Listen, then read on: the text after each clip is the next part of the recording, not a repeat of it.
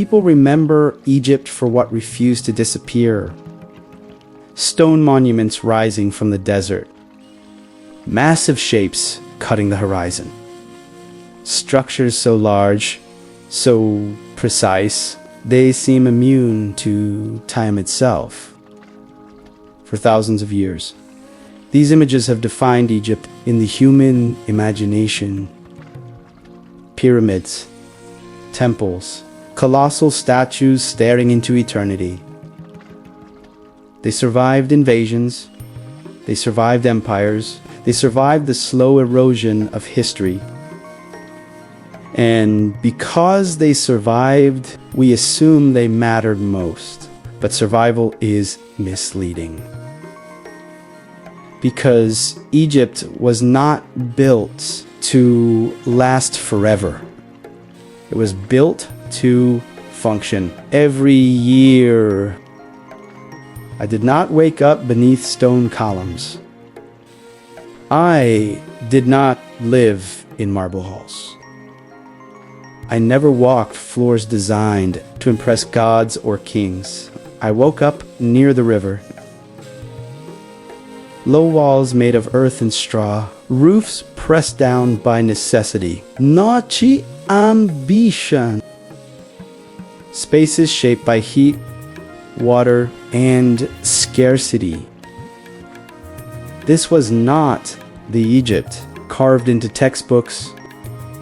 This was the Egypt that made those monuments possible. And yet, it is the Egypt that almost completely vanished. When we think of ancient Egypt, we imagine permanence. But permanence was never the goal. In fact, permanence was often avoided. Stone was expensive.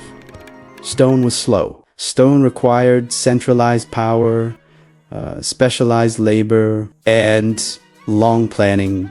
Most people could not afford that, so they built with what the Nile gave them. Mud, silt, straw. A material strong enough to stand, but weak enough to return to the earth. Archaeologists estimate that over 90% of ancient Egyptian structures were built of mud, not stone. Houses, workshops, storehouses, entire cities gone. Not destroyed by conquests, not burned by war, simply reclaimed by time. So, if Egypt was truly a civilization of stone, why did almost everything essential vanish? If you search for ancient Egyptian cities today, you will notice something strange. You will find temples, you will find tombs, you will find monuments, but you will not find cities the way you expect to. No long streets, no continuous ruins, no preserved urban grids. For a civilization that lasted over 3,000 years, this absence is unsettling. So where did everyone go? The answer is not that. Egyptian cities never existed. It is that they were never meant to remain. Ancient Egyptian cities were not static places. They were fluid environments, constantly reached by people, water, and time. Most cities grew directly along the Nile or its canals. This made sense. The river was transportation, irrigation, and food supply, but it came with a cost. Every year, floodwaters deposited new layers of silt. Over decades, entire neighborhoods were slowly buried. Cities did not collapse suddenly. They were absorbed As ground levels rose, people rebuilt slightly higher. New homes replaced old ones. Walls melted back into the soil. Generation after generation, this process repeated across Egypt. Memphis, Thebes, Heliopolis, once crowded, once alive. Today, they survive mostly as names. Stone temples mark where power once stood. But the living city around them is gone. Most Egyptian buildings were made of mudbrick, not stone. This was not weakness. It was adaptation. Mudbrick was cheaper, easier to repair, easier to rebuild. When walls cracked, they were fixed. When homes failed, they were replaced. This is why you do not see Egyptian cities today. Stone resisted time. Cities surrendered to it. If the cities vanished completely, what actually kept Egypt standing? The answer was never walls. It was something far less visible. Water. Water was not just a resource. It was Egypt's structure.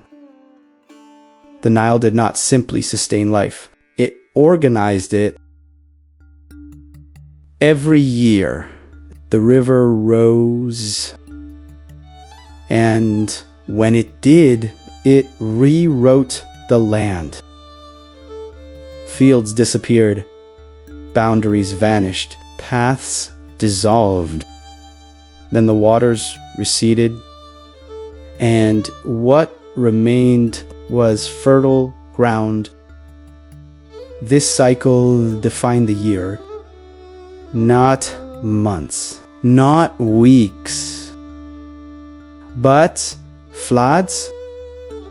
The Egyptian calendar was built around them.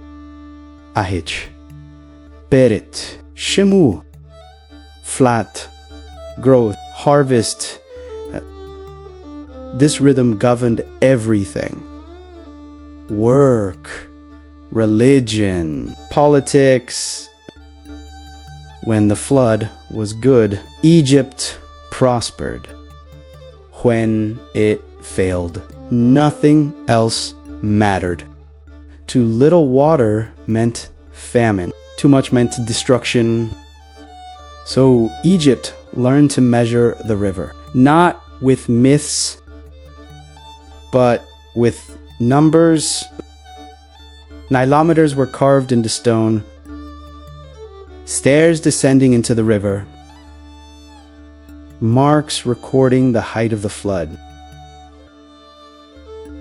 Each measurement carried consequences. Tashis rations, labor. The flood decided them all. Grain was stored in vast granaries, counted carefully, recorded precisely. This was Egypt SI true wealth.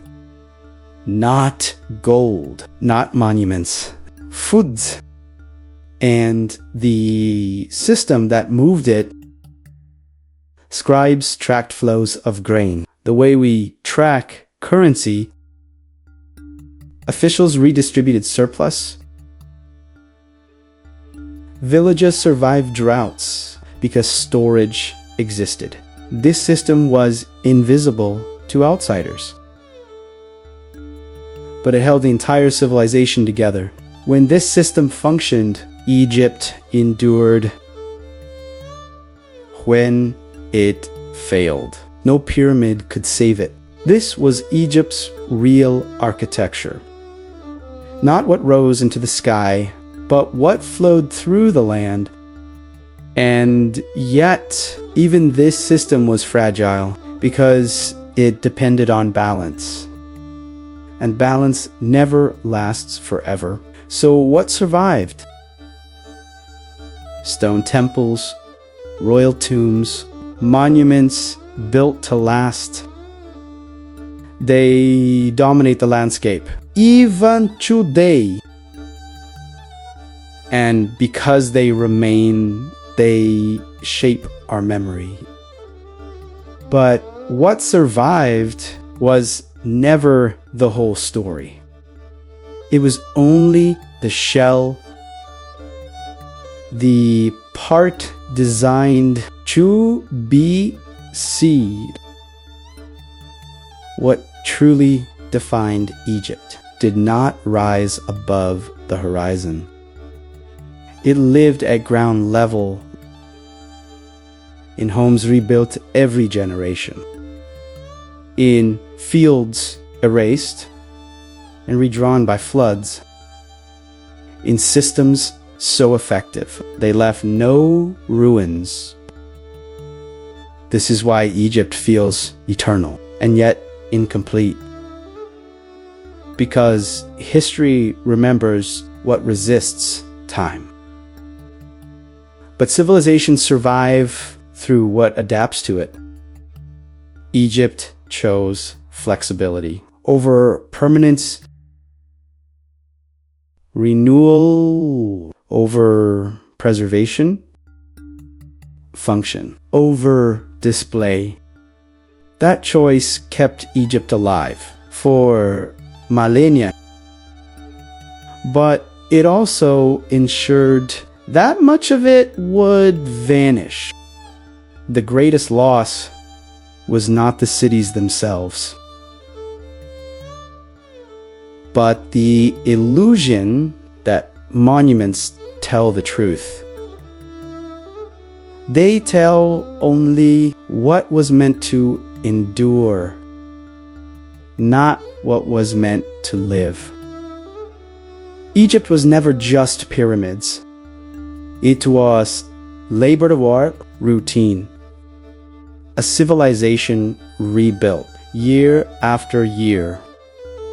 And if we look closely, that kind of civilization still surrounds us today. History does not belong only to stone. It belongs to systems. And systems disappear quietly, just like Egypt did. Not in a collapse, but in silence,